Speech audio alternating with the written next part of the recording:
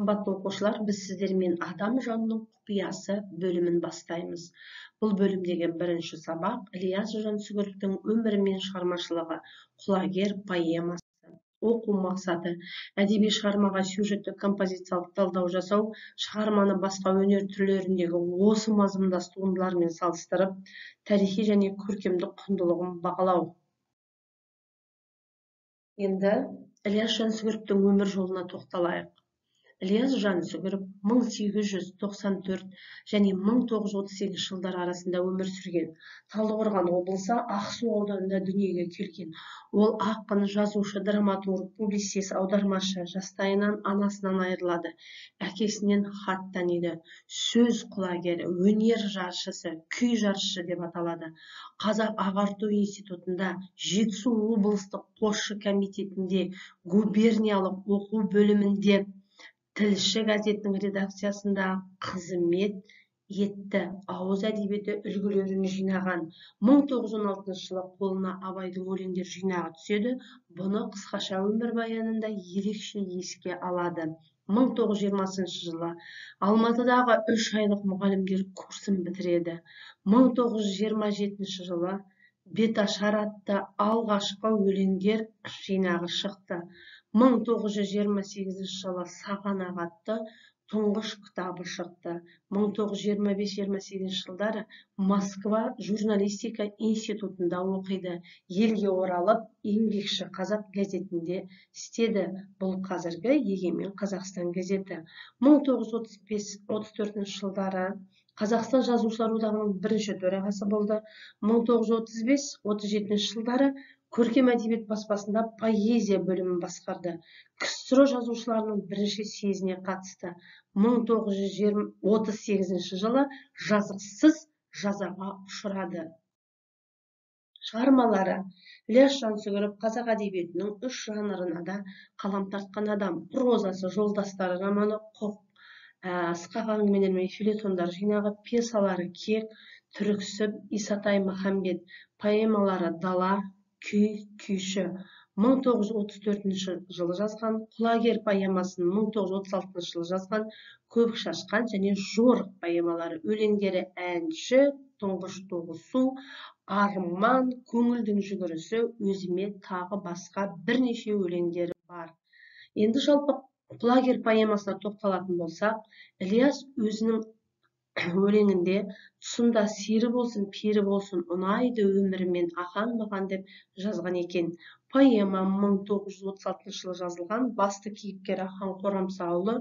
Негізгі оқиға: арқада Еременді мекен етіп, 94-ке жетіп дүниеден өткен Сағынайға берілген ас.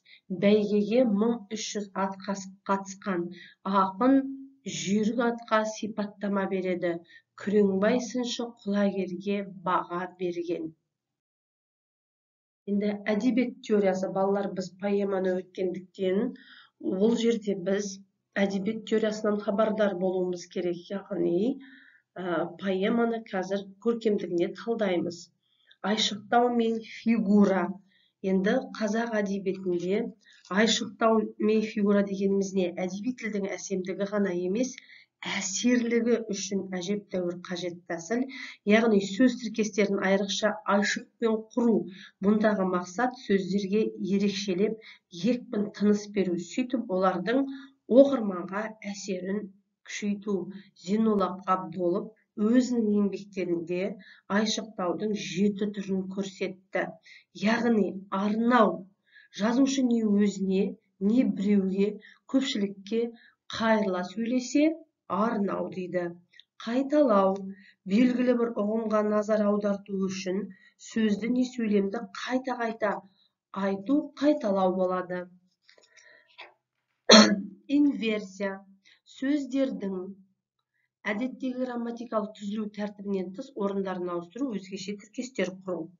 Шендестіру. Мағына жағынан бір-біріне қарсы, аралары алшақ жатқан екі нәрсені бетпе-бет қоюды шендестіру, антитеза дейміз. Дамыту. Сөйлегенде алдыңғы ойдан соңғы ойды, алдыңғы оқиғадан соңғы оқиғаны күшейтіп айтуды дамыту дейді. Эллипсис. сөйлем құрауда айтылуға тиісті кейбір сөздерді тастап жазуды эллипсис дейді. Бірақ тастап кеткен сөздің мағынасы оқушыға анық болып тұрады. Егіздеу яки параллелизм екі ұдай нәрсені құбылысты, ұғымды, сезімді қатар қойып, жұптап суреттеу. Ендеше балалар, осы айтылған айшықтау мен фигура тәсілдері бүгінгі біздің поэмамызда кеңінен кездеседі. Енді тапсырма орындаймыз. Поэмадан көркемдегіш тәсілдерді табамыз. Эпитет, метафора, теңеу, қайталау, кестеге толтырамыз. Поэма кейіпкерлеріне мінездеме береміз. Яғни кейіпкерлері Ақан, Күреңбай сыншы, Батыраш және Абай мен Ілияс шығармаларындағы аттың сынын салыстыр дейді. Бәрімізге белгілі Абайдың шоқпардай кекілі бар қамысқұлақ деген өлеңі бар. Сол өлеңдегі аттың сыны Абай сипаттаған, және сіздің өзіңіздің пікіріңіз Жансүгіровтегі аттың сынын салыстырамыз. Жаңа айттық, бәйгеге 1300 ат қатысқан, соның 20-сына ақын сипаттама берген дедік. Шығарманың композициялық құрылымы, яғни басталуы, ол туған жер табиғаты, Еремендегі ас оқиға, әрі қарай қалай дамыды, қалай байланысты, шарықтау шегі қандай болды, шиеленісу не болды, шешімі қандай, осыған тоқталыңыз. Сабағымызды мадақтау сэндвичі кері байланысы арқылы қорытындылаймыз. Сіздерге қайырлы білім болсын, зейіндеріңіз ашылсын. Пікірлеріңізді комментарийға қалдырыңыздар.